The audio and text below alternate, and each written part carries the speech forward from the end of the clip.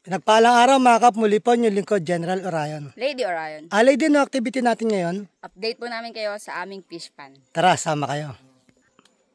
So yan mga kap, bali pupunta mga pala tayo sa ating fish pan.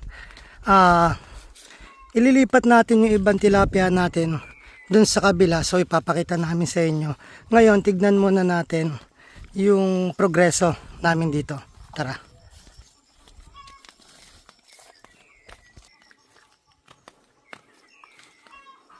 So dito nga pala yung ating kakapalit lang ng tubig ng hito. Ililipat din natin to. Ito yung mga tilapia. So ang gaganda. ito tayo doon sa kabila.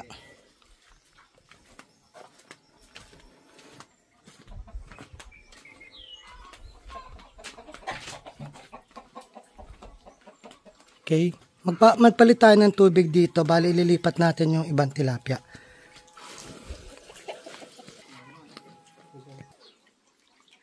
So ito ngayon ang ating ililipat. Si Rodel nga pala. Yan. Kasama natin si Tok at si Christian. Yan. So ito mga kap, ito yung pinakamaliliit namin. Ito yung ililipat natin din sa kabila. Okay. Pati ito? Ito na yung mga malalaki. So, maliliit ang ililipat natin doon. Ito ngayon yung ating mga tilapia.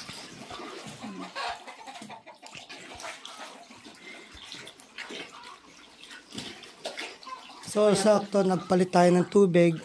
Magsorti na rin tayo. Papakita namin sa inyo yung bagong hukay namin na fish pan. At ililipat natin yung ibang mga maliliit. Bali, may iwan pa rin dito yung mga malalaki.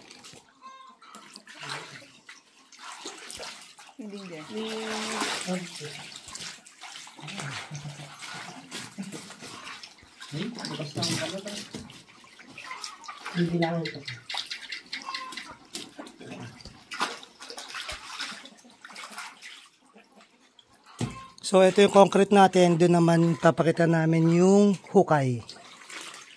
So bali mga kapag ginagawa pala nila ngayon, kinukuha natin yung mga maliliit na tilapia na pag-iwanan.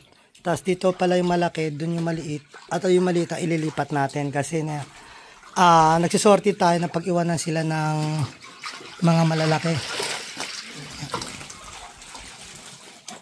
Hindi niya mahawakan. Bibilangin din natin to. Ngayon binibilang din natin mga maliliit.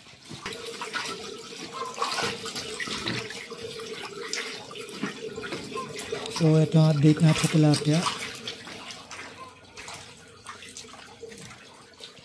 So 105 yan yung isa. 105. 100 yan to, 105. So tara, punta tayo sa kabilang fish pan. So dadalhin muna namin tong dalawang bag. Nasa 205 pieces to. I-release muna natin dun sa kabila. Tara, punta natin. So kasi anong nangyari mga kap, nag-overstock tayo. Maraming napag-iwanan ng laki. So yun, natututo naman tayo kahit papano, unti-unti. Ang mahalaga, kung ano matututunan namin dito, share namin sa inyo para kahit papano may idea na kayo. So sabi nga ni Lady kanina, nag-workout kami ng legs. Tapos akit ka ng gentong hagdan. Pero kahit papano, okay lang yan. Mahalaga, para sa amin yan, lumalakas kami uli.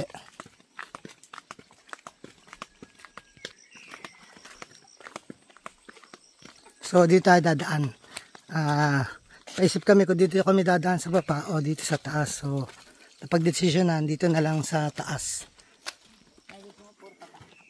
Ayun nga, sabi ni Lady, nakulangan pa sa workout kaya gusto puro pataas. Mas maganda yung tumataas. Masakit ang bumabaksak. Pero mahalaga, dapat may natututunan ka sa pagbaksak na yun. So natututo ka sa mga experience.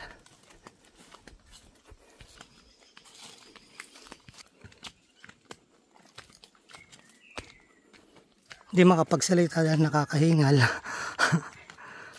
So mamaya hukayin pala natin yung sinasabi nilang carrot. Maraming salamat po sa nag-comment na regarding dun sa carrot. Regarding dyan. So mamaya kain natin yan. Ito muna tayo sa may fish pan.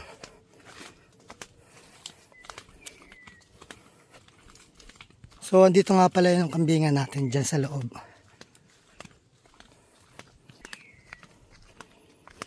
Dito may madadaanan din tayo ng inuuling natin. So nakaraang bagyo, yung mga nagbaksakan, pinaglilinis natin. Double purpose, nakalinis na tayo, magkakauling pa tayo. Yun nga.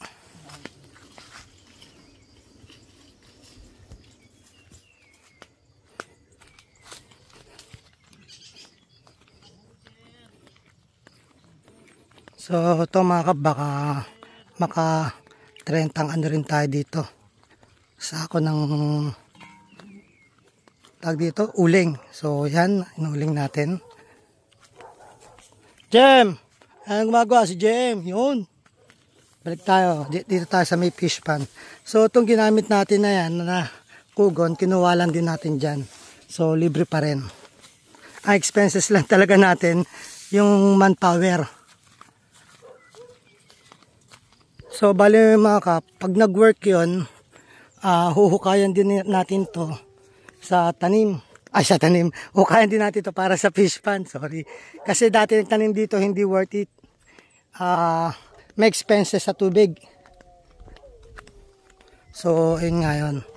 Dito, yung dating hinukay natin mga kap, na para sa patubig nito, makikita nyo may hose, patubig dun sa sili natin. So, dito siya nanggagaling. Ngayon, dun tayo sa bagong fish pan. So, dito nga yung ano. Sige! So, yun, nakisuga si Morwell. Kanyang kalabaw. Bali ito mga kapang ating bagong fish pan. Yan, so hinukay nga namin nila. Tapos ito magre-release ito. Ngayon si mga yun nakigaso.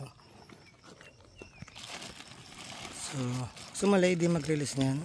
Ganyan, no? Ganyan na yun.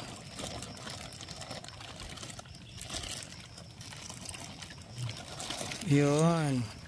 So may bago na kayong tahanan.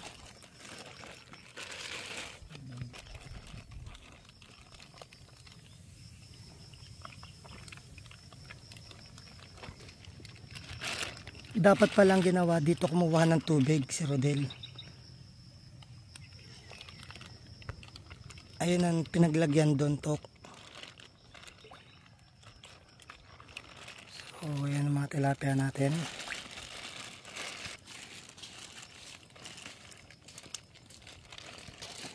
Okay, ito na yung pangatlong batch. Dumating na.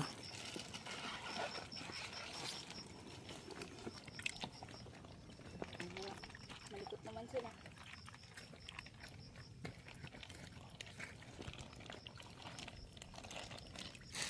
Okay, so waiting na lang tayo kung anong magiging ano nila. Magiging progress nila sa bago nilang tahanan. Okay? Doon may lumalangin na doon banda. Yun.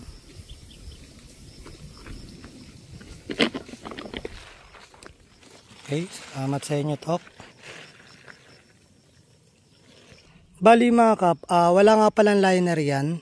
Kung makikita nyo dito yung liner na to, yan sa gilid, para lang yan dun sa duktong. Ibig ko sabihin yung hukay niya kasi hanggang, sabihin natin hanggang tuhod lang, bali, yan lupa na yan ipinatong lang. Doon lumalabas yung tubig sa pagitan niya.